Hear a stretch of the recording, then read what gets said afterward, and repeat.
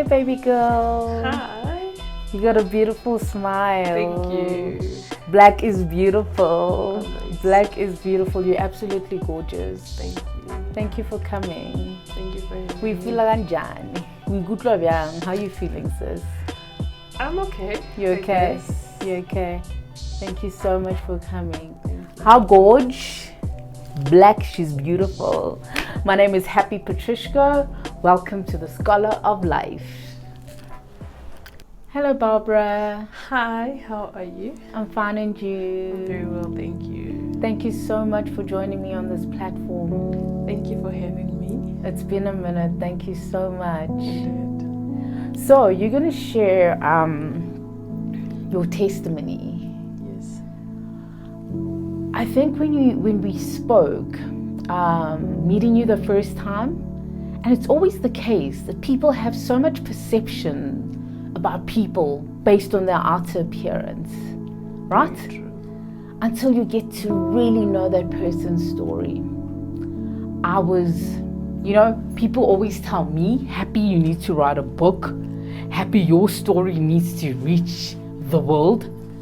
And I always say, until you hear someone else's story, and I've heard so many stories in my lifetime, right? Mm-hmm. And when I heard your story, my mouth was hanging open, Barbara. Oh, wow. And I'll tell you why. There's nothing that I fell in love with you even more. And the reason why I fell in love with you is that once you hear somebody's story and you know that they are trying or they're giving it their all to get out of that situation and become victorious, and the warrior spirit in you, the fighting spirit in you, is what attracted me to you. So I'm so honored. Like, you know how you think you look up to me? You have no idea how I admire you. I admire you so much, Barbara. Thank you. I admire you so much. So do you mind sharing, starting off with your childhood and your upbringing, and let us heal. Let us begin to heal. Oh, by the way, you got a beautiful smile. Thank you. So what up? My name is Barbara.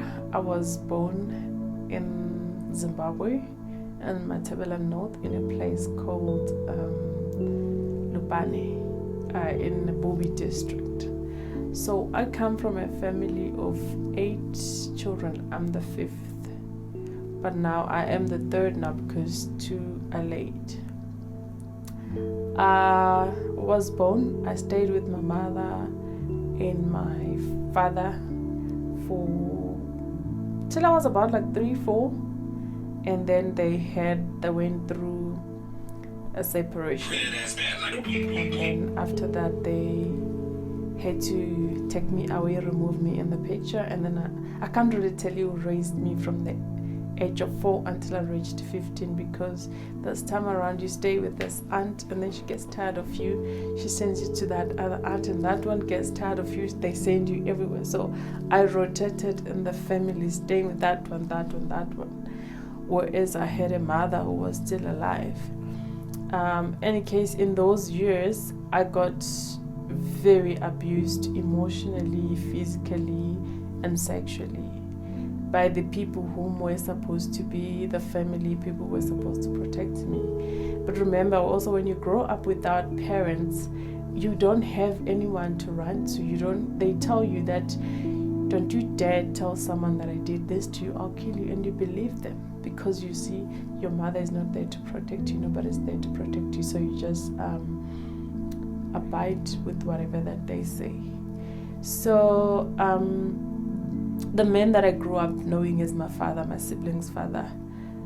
His brothers, they would molest me whenever they wanted to, remind me all the time that you're not a child of ours, so we can do as we please with you. And funny story, my mother is very light in complexion. So is my stepdad, her husband, my sibling's father. And my siblings, all of them are very lighter than me. And I'm the only dark one. So I grew up being called Mnyamana, like meaning black one. So funny enough, remember when you live with people who you live with have a power to make or break you.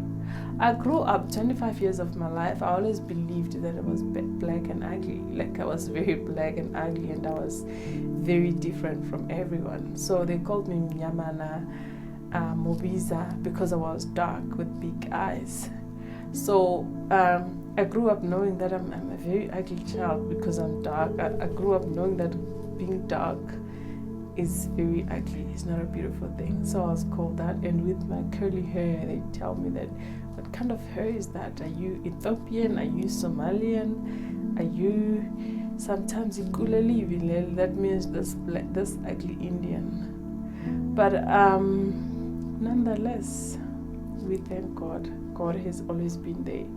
I didn't have the best of childhood upbringing. I didn't have the best of parents.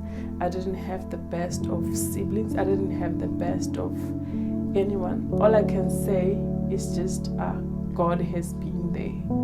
God, although at that time I didn't see that He's there, but today when I look back, I'm like, God, you have been there. So I remember I changed primary schools 8 times.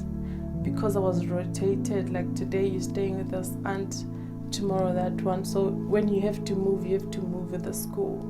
But something that's so amazing that I still look back and then I'm like, wow, God, like my intelligence, that's something that I was born with, that it's a God-given, because as much as I changed schools 8 times, I never got positioned to. I always came the first. I was always number 1. And I didn't do grade 4. I didn't do grade 6. I got promotions. That's how smart I was. But still, I was still moved from one school to another. In my life, funny story, I don't know what it's like to wear a school uniform. I don't know what it's like to have school shoes. I never had those. I remember there was a time when I was just being promoted. Instead of being grade 6 I jumped into grade 7. So there was this organization called World Vision where they sponsor children. You have to write provincial exams. So they gather all the schools, and each school had to bring 11 kids. We went and wrote we call it headmistress in Zimbabwe. I'd say the principal said, you can put that new girl so she can go represent our school. My teacher was a bit against it, but the principal insisted. So we went there and wrote, and I got position 1, and all the children and in all the schools, I got my school in position 1. It was very sad when I went to receive my prize, because I was walking barefooted. I was walking without a uniform. I was the most different one from all the kids because they looked all pretty, all, being taken care of. I was just walking there. I went there. I cried tears. I don't know why I cried, because I was still very young to understand emotions and stuff. But I actually cried when I went to receive those gifts. It's amazing how God carries us through. So I've kept all those gifts. I didn't even know I was going to have a child then, but I said, I'm going to keep them for my child. I'm not going to use them. I still have them. Now that he's going to high school next year, he will start using them. And fast forward, I had to go to high school. Now, I didn't have parents to pay my school fees, and I didn't qualify. My parents were alive, but they were not in my life. They were not taking care of me. That's why I'm saying I didn't have parents to pay for my school fees. So I was always sent back home from high school, sent back home. Like when you don't pay school fees, sometimes you don't even write exams. Even if you do, you don't get your report, your school report, your term report, or your yearly report, because you didn't write your exams. Okay, so I ended up having to drop out at school in my second year in high school. That's the time I went to live with my mother. That's those few times. I used to visit her here and there, but just for a short period of time. So now I went to live with her. I think I lived with her for about 2 to 3 weeks. And then there these neighbors, they came. There's this man who lived in Bulawayo. So in the village, we tell people's worth, like their wealth, with the amount of cows they have. That tells how rich they are. So that's how we view them, as rich. So this man had lots of cows, lots of cattle and everything, and he had a house in the city in Bulawayo, and he had a house obviously, and he was traveling to South Africa, and from Zim to South Africa. So in the village, those are the people who have made it in life. So we actually, we look up to them, and then they're like the bosses. Anyway, they came to, he also had Umuzi, a home where my mom lives. So they came to my house. They said they were looking for a maid, a helper. I was 15. I remember it was in June 15, 2006. I was 15. I was still 15. They came. They said they were looking for a helper, and since I'm not going to school, they're wondering if my mom would mind for me to go work for them in the city. And then they were always, we thought they were nice. They would come bring my mother 2 kgs of sugar, maybe a bar of soap, 2 kgs of flour or something. And then, okay, my mother agreed.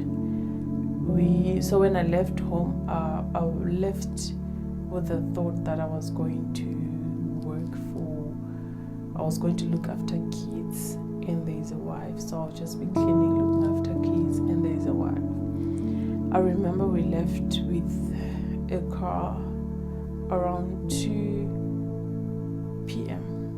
This was the 26th of July now. 26th of July in 2006. We left at 2 p.m. So it's like a 5 hours drive. We arrived there in Bulawayo. There was no kids. There was no woman. And then I was like, okay, so what's going on? Where am I going to sleep? What is going to happen? As much of things have happened to me, I'm still 15, I'm still young, I still don't understand other things, So we got there, we had food. It was like a 2-bedroom house, and I'll give an example of like a bond house, sort of a bond house, not really a big house, sort of bond house. So 2 bedrooms, 1 bathroom, a little lounge, and a small kitchen. So I was like, then where am I going to sleep? It's only 1 man. It's only 3 men here, I'd say. 1 older guy. He was almost in his 40s by then, and his 2 nephews. So I was like, where am I going to sleep? Am I sleeping in the other room? So I slept on the couch. Obviously, with the tiredness of the exhaustion of the road, traveling on the road, I was tired. All I remember is that I slept on the couch. How I was moved from the couch to the bedroom, I don't know. I remember waking up feeling pain, that people are doing something to me. Someone else is holding my hands and my legs. That's when I woke up. And I was bleeding. So that's how I lost my virginity. They kept on. I didn't know anyone in Bulawayo. I didn't know the neighbors. I didn't know where to run to. So it's something that they didn't do to me once. They kept on doing it continuously, almost every day. So it happened, my elder sister lived in Bulawayo. So it happened that my mother wrote a letter. Back then we used to communicate with letters. So she wrote a letter to my elder sister and gave her the address where I was staying to come and check on me, just like an elder sister to go check your little sister. So my sister came to check on me. She came with her husband. So I walked them to see where she lives. So when I knew where she lives, one day because I was so tired of living that life, being abused, people taking advantage of you all the time. So I followed one day when they left, I waited for them to leave and go away. So then I didn't even pack anything. I just left the way I was dressed. I went to my sister's house. I told my sister that I can't work there anymore. Me and my siblings, we didn't grow up together, so we're not that close. It wasn't an easy thing for me to disclose that kind of information. I only told her that I am not gonna go there anymore. She found me a job to one of her friends in a place called Pumula South. I went there, and then I started sleeping at work. I didn't know what's going on. Okay, I'm just feeling sleepy during the day, so I slept until they kicked me out, till they fired me. So that thing was eating me up, what happened, and I never told anyone. So I packed my clothes, and then I remember I took a walk. I didn't know where I was going, so I took a walk to there's this place called Sizenda Chabalala. There is a railway where the train goes there. So I just felt like this is the end of me. My mother doesn't love me. My sisters don't love me. They've abused me so much. Everyone that I come across in my life has abused me. Nobody has shown me love. So I started walking on the train, on the railway. I was hoping that the train would just come and smash me, so it could be the end of me. I think now that I understand things better, I think I would say I was falling into depression. But I didn't know then. So there's this, where my mother lives, there are people who come from all over. So one of her neighbors has a house in the city. So the children, we used to meet sometimes when I'm visiting my mother, they'll also be there. So as I'm walking on the railway station, my nickname is my Pam because of my curly hair. So it's like I put the perm always. So it's like, my Pam. I look around like, who knows me here? And then I see this guy, Umta. He's like, what are you doing? I just cried. I didn't say anything. He took me into their house. Oh, God bless their souls. They were God sent. The way they treated me, it was like I'm one of their own. They found me a job. I still didn't know that I'm pregnant. So they found me a job. When I went to the job, I started sleeping again. I would just sleep, and then they fired me. Okay. Now, they also didn't ask many questions. I didn't say a lot, but they treated me like their sisters. They found me another job in a place called MC Legacy to such an amazing woman. She was old enough to be my mother. That's the person I managed to, because she was such a mother to me. It didn't feel like I'm working for her. I managed to open up to her. She's like, no, you don't have to leave. You can stay with me even when you give birth and stuff. And she tried to organize a police so I can tell the story and they can get them arrested, but it didn't work. So I gave birth to my child. Wandile, he's turning 14 next year. He's such a blessing from God. I wish I loved him the day I met him. Did you? I wish so. I guess also the reason why you didn't feel that connection with them, and people don't understand that when you come from a background of rape and molestation and you have a child that was unplanned, there's this disconnection. Is that what you felt when you had your little one, or was there sudden connection? No, I didn't feel any connection. First of all, I only found out on my 16th birthday in 2007, February 5th, that I am pregnant when my mother had to come to the city. So I tried all the abortion remedies you've heard of, like drinking vinegar, boiling Coke, coffee. Nothing happened. The child was like, sorry, go, I'm here to stay. I tried committing suicide, I don't know how many times, but here I am. Then when the child was born, I tried so many times also to end both our lives, but we are still here. So there was no connection.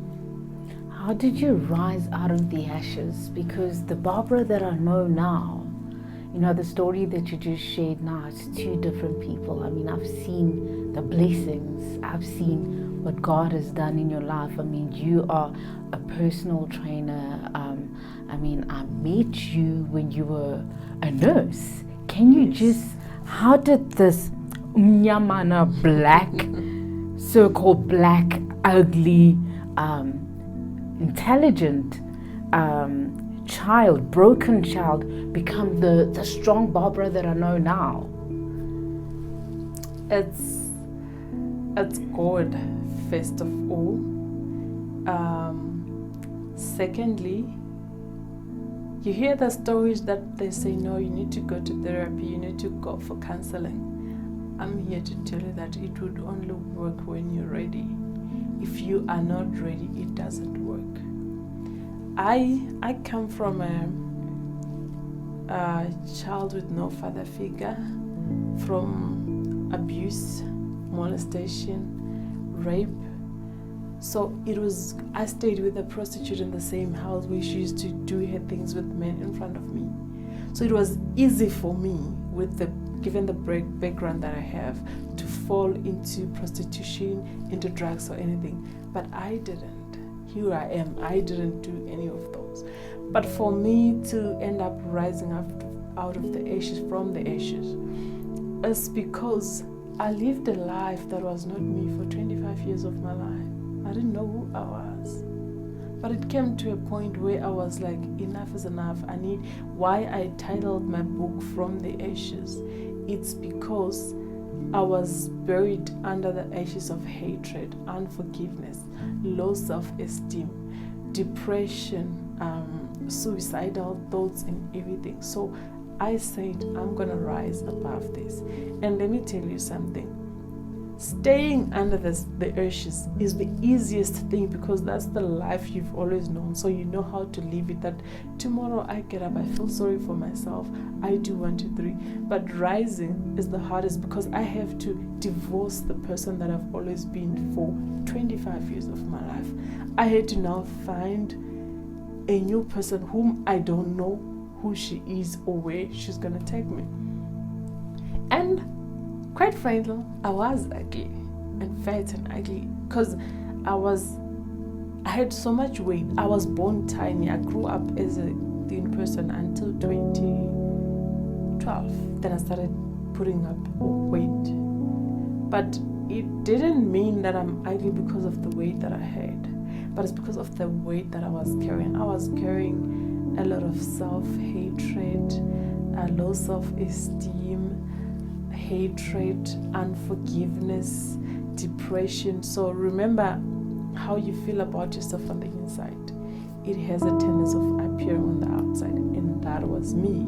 I was carrying everything that I am on the outside. And then I had to decide that enough is enough. And then this is the girl I came up with, From the Ashes.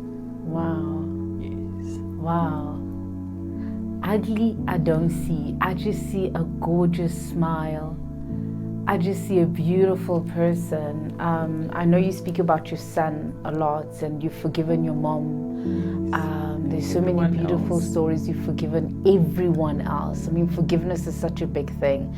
I know that we heard the story now, because we do have to wrap it up, but you have to come back, because there's so much that the viewers need to know about the aftermath, because I know you now, and I know that we like to sometimes just sit and we can't believe that God has really done this into our lives, especially if you are a survivor of rape, of molestation. It's trauma, and it only affects you as you're getting older.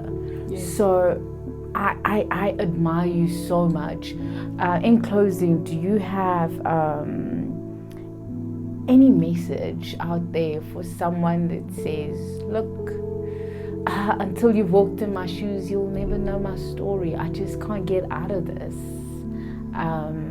What message of hope do you have for in this healing space? Okay, first of all, there is a quote that I put in my book that says, the hardest thing I had to do was forgive people who were not sorry, accepting an apology I never received. But at the end of the day, I realized that I wasn't doing them a favor. My perpetrators. I wasn't doing my perpetrators a favor, nor acknowledging their actions towards me, but rather I was freeing myself from self-imprisonment. So my message to someone out there is like, you need to forgive. First of all, forgive yourself. You need to forgive. You need to let go, because unforgiveness, you blocking your own blessing. Vengeance is not for us, is for God. You just need to forgive for yourself, and the rest is history. You will come out victorious. And I believe that there is nothing too hard. If you really want to get out of it, you will. And if you don't, you find an excuse. Find an excuse. Powerful. Barbara, I love you, girl. Love you more. I love you, Gaurada. Yes, Gaurada more. In the way we say Nyaktanda, oh man, God bless you, sweetheart. Thank Peace you. and light. Thank you. How was that, baby? Very good.